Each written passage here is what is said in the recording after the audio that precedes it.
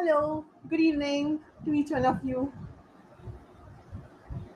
So, let me just share a story with you. Most of us must definitely be knowing Sir David Attenborough. He is the very well known icon in the world of wildlife and especially in the world of wildlife filmmaking. His passion and his love for animals and his enthusiasm is simply infectious and he's adored world over. So, when David Attenborough was young, often he used to collect bones, small bones of animals across when you cross the countryside. Those days you could find a lot of bones, and he used to collect a lot of small bones and come home. Of course, we don't do that now, but should you want, if your child does happen to collect a bone, ensure that the child has a glove and it is also put in a bleaching solution later. So basically, when the child brought home all these bones, he came to his father and he asked, we used to have a lot of questions. Who does this bone belong to? Which animal does this bone belong to? Which part of the body is it? So David Attenborough's father, Senior Attenborough, he was actually a doctor, a GP. So what does that mean? So as a doctor, he has definitely studied the physiology, the zoology, and the anatomy of all animals available, and also of human beings. He knew it all because, of course, for practice and surgery, he must have learned it.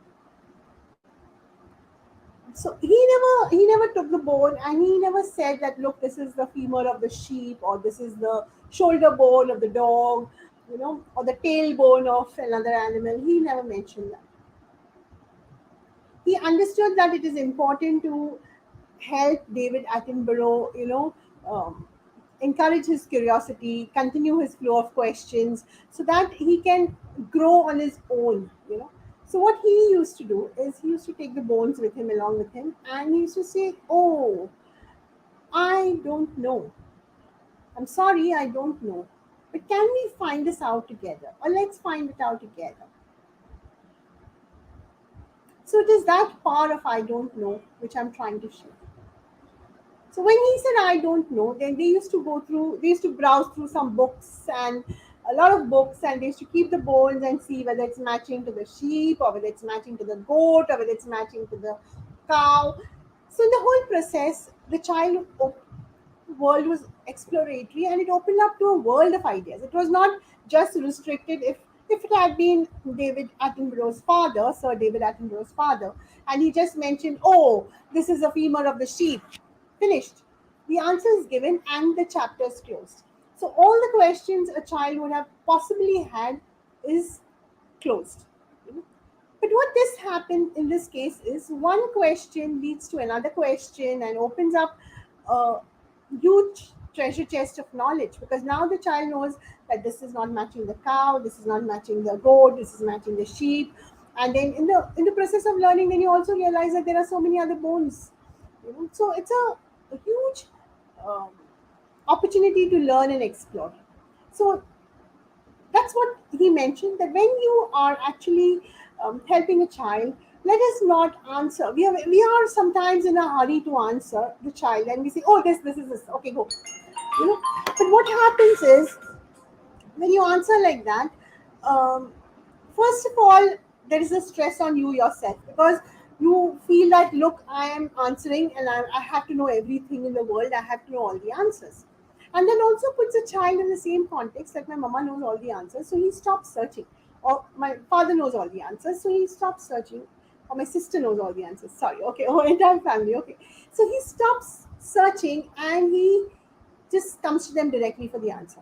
He does not go through a Google, or he does not ask any other few questions, or he does not browse through books or go through libraries, because he knows this answer is known to them.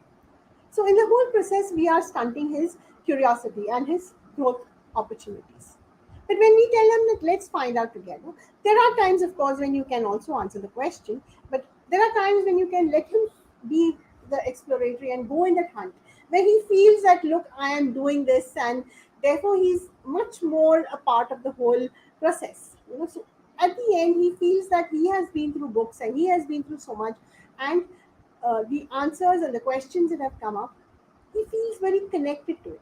He owns the whole process, and therefore he feels happy with the hunt, right? So therefore, next time your child asks a question, see if you can take him down the road of I don't know and make it more exploratory and fun for him. A question which you can answer in just 1 minute. Maybe you can take the I don't know route and then open up for another 10 minutes and have a conversation and go through books and help them, rather than being the know all and being the Wikipedia and taking stress. So I do hope this has been useful to you. I don't know. Okay. So all the very best. Thank you.